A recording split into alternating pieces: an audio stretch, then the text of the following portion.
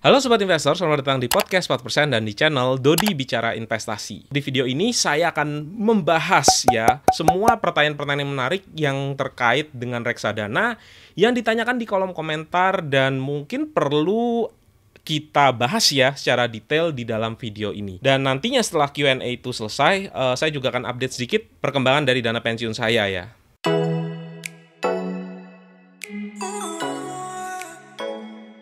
Di video ini saya akan khususkan buat para sobat investor sekalian, karena berkat sobat investor lah channel Dodi Bicara Investasi ini tetap ada sampai saat ini.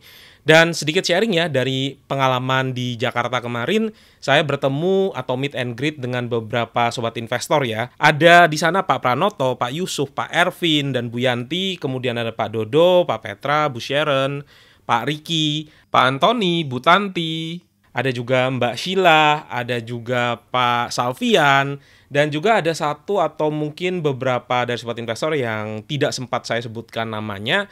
Saya mengucapkan terima kasih sekali ya, sharing-sharingnya sangat inspiring ya. Ada beberapa dari sobat investor yang menceritakan pada saya bahwa dengan melihat video Dodi Bicara Investasi bisa juga mengubahkan hidupnya ya. Saya sungguh terharu dan semoga apa yang dibagikan di channel ini bisa bermanfaat. Nah, kita langsung saja masuk ke pertanyaan yang pertama. Pertanyaan dari Huda Al-Atar. Pak Dodi kasih tips mendapatkan 1 miliar pertama dengan bibit.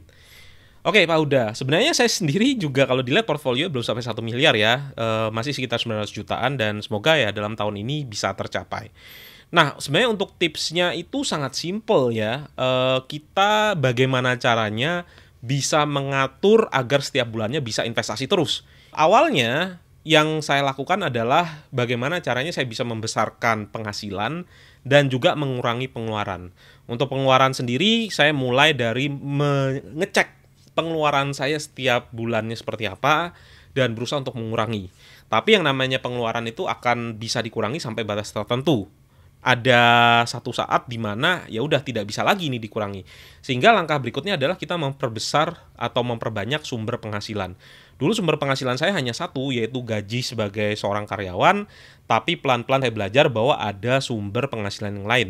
Nah, saya ada satu video yang menceritakan tentang 10 sumber penghasilan yang saya bangun selama ini. Jadi mulai dari penghasilan saya sebagai karyawan, kemudian saya self-employed sebagai seorang content creator, serta saya juga ada membangun bisnis kecil-kecilan ya, tapi sifatnya juga freelance di bidang jasa konstruksi bersama dengan teman saya, dan yang terakhir itu adalah dapat penghasilan dari investasi secara pasif. Nah, itu semua kalau seandainya kita bisa dapatkan, kita perbanyak, kita putar, kita bisa meningkatkan yang namanya saving rate atau rasio menabung kita. Saya ingat pada saat pertama kali saving ratio saya itu mungkin sekitar 5%, pelan-pelan naik ya 10%, kemudian menjadi 20% dalam sekian tahun, kemudian naik lagi menjadi 40, 50, 60, dan bahkan sekarang ini sekitar 60-70% dari total penghasilan saya itu saya bisa investasikan. Saya investasikan ada yang ke reksadana, ada juga yang saya investasikan ke saham. Nah, kurang lebih seperti itu. Tapi kalau seandainya mau hitung-hitungannya secara detail ya, kira-kira 1 miliar itu mau dicapai dalam sekian tahun dan perlu nabung berapa bulan, nah ayo kita simulasikan ya. Oke, kita bisa buka di Google ya, kita ketikkan aja Finance Calculator dan kita klik link pencarian yang pertama ya di www.calculator.net. Kita tinggal klik saja Finance Calculatornya dan nanti kita akan masuk ke dalam tampilan seperti ini. Nah, silahkan nanti untuk mencari berapa nabung rutinnya, kita bisa pakai yang namanya PMT atau payment. Kita klik kolom paymentnya, kemudian kita masukkan present value-nya, misalnya kita belum punya apa-apa ya, masih mau bekerja mengumpulkan uang. Kemudian nanti kita masukkan juga berapa future value yang kita maui. Future value itu adalah nilai uang di masa depan. Nah, tadi kalau saya lihat yang dimaui adalah 1 miliar. Kita pakai minus 1000 aja supaya nolnya tidak terlalu besar. Dan silahkan nanti kita mau investasinya dengan apa. Kalau misalnya kita mau investasi dengan reksadana pasar uang, maka kita masukkan return yang ada di reksadana pasar uang. Kurang lebih sekitar 5%. Nah, kalau nanti mau investasi di reksadana obligasi, misalnya kita bisa masukkan juga, misalnya returnnya asumsi 7%. Kalau seandainya kita mau investasi dengan misalnya robo, ya, robo agresif, kita bisa masukkan asumsi return-nya itu adalah sekitar 10%. Nah, misalnya dengan reksadana pasar uang 5% per tahun, kemudian kita mau masukkan mau dapatnya dalam berapa, misalnya let's say dalam 10 tahun, kita tinggal klik aja calculate, maka nanti ketemulah yang perlu kita tabung dalam 1 tahun itu adalah sekitar 79,5 juta. Kalau kita bagi 12, itu sekitar 6 juta sekian ya. Nah, kalau seandainya memang dirasa berat, opsinya adalah kita perpanjang waktunya. Misalnya kita nabungnya itu setiap bulan selama 20 tahun. Nah, kalau kita klik 20, maka akan ketemulah angka 30,24. Kalau kita bagi 12, itu setara dengan 2,5 juta per bulan. Nah, gimana caranya kalau seandainya kita mau nabung lagi yang lebih cepat lagi, ya kita bisa investasikan misalnya dengan reksadana obligasi. Kita asumsikan 7% ya, maka kalau kita calculate, ketemulah angka sekitar 24,39 juta per tahun atau setara dengan 2 juta per bulan. Ya, kalau seandainya kita memang kuat untuk melihat penurunan, ya kita memang benar-benar punya uang dingin yang bisa tidak kita pedulikan ketika ada naik ataupun turun, kita juga bisa invest menggunakan robo, misalnya dengan robo agresif, di mana dominan itu ditaruh di reksadana saham. Dengan asumsi keuntungan sekitar 10%. Kalau kita calculate, maka kita bisa dapatkan perlu menabung sebesar 17 juta rupiah. Kalau kita bagi 12, sekitar 1,5 juta. Pertanyaan dari Bregi Elvatra. Saya kan mau investasi di Bibit sekitar 3 tahun. Apa aplikasi ini akan bertahan, Bang? Mohon jawabannya ya, Bang. Oke, ini pertanyaan yang menarik ya, dan juga sering sekali ditanyakan. Dan memang kalau kita bicara segala sesuatunya itu bisa mungkin aja terjadi di dunia ini ya. Tidak ada yang benar-benar bisa pasti. Tapi untuk aplikasi Bibit sendiri saya cukup yakin dengan probabilitas yang tinggi bahwa dia sepanjang 3 tahun ke depan ini ya akan tetap bertahan. Aplikasi Bibit ini dalam 1-2 tahun terakhir ini juga disuntik oleh venture capital, diberikan dana agar bisa terus beroperasi, dan total dari dananya itu adalah 900 miliar ya sepanjang 1-2 tahun terakhir ini. Nah, dari fakta-fakta itu maka saya yakin aplikasi Bibit ini akan tetap bertahan sepanjang beberapa tahun ke depan. Meskipun tidak bisa bertahan pun, jangan terlalu khawatir karena uang yang kita taruh itu tidak masuk di rekeningnya Bibit, melainkan masuk di rekening dari bank kustodian atas nama kita sendiri. Juga sudah ada artikelnya ya, bagaimana jika Bibit itu bangkrut.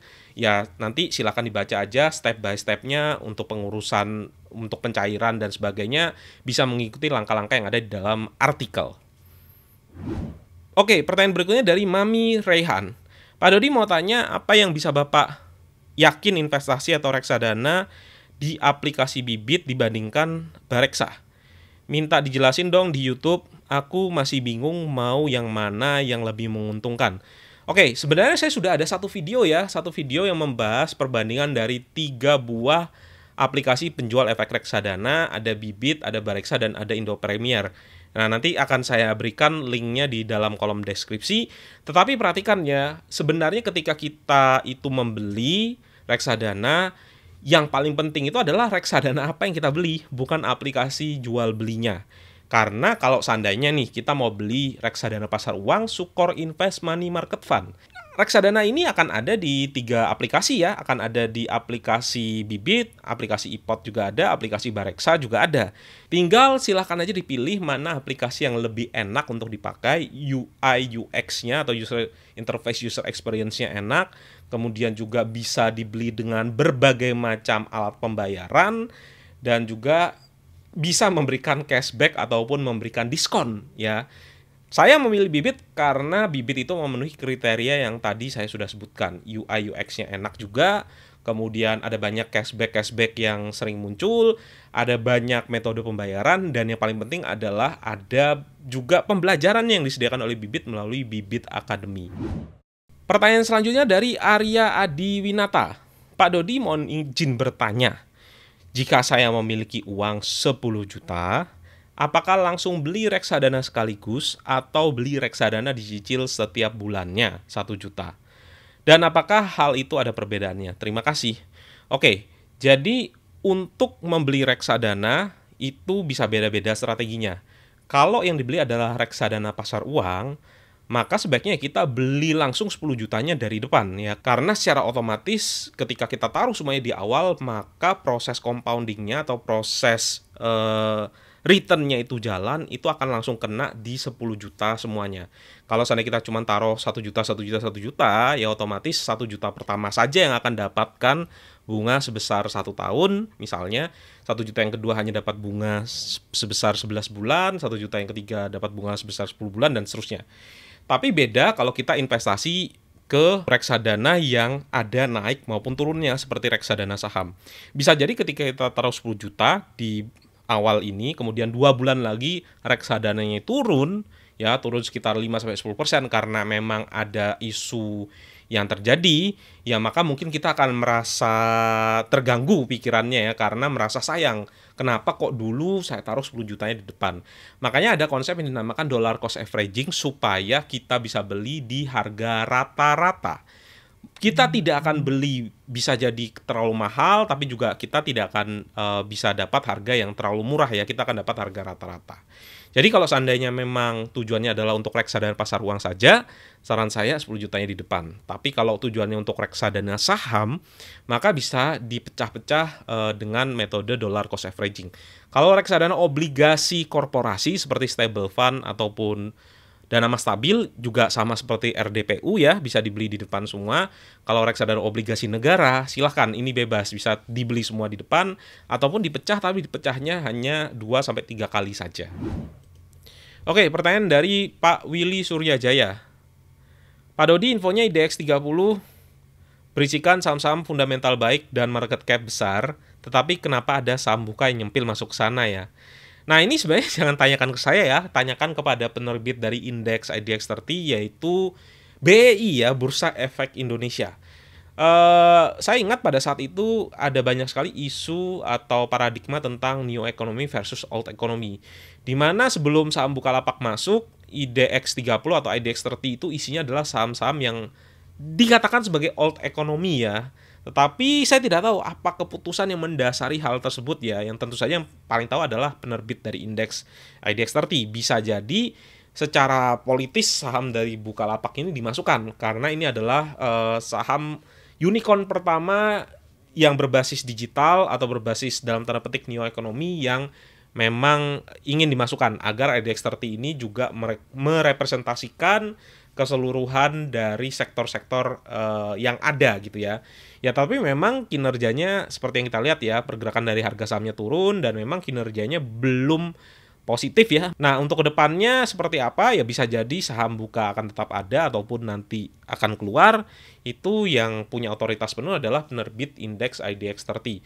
Tapi jangan khawatir ya, kita lihat sendiri kalau indeks dari IDX 30 pun juga mengalami kenaikan karena memang bobot dari saham buka yang turun terus itu bisa dibilang cukup kecil, kurang dari 5%, sedangkan saham-saham yang lainnya misalnya seperti BCA, BRI, Mandiri, BNI, Astra, Telkom, 6 saham ini aja bobotnya sudah 50% dari apa yang ada di IDX 30. Oke, pertanyaan dari Movi.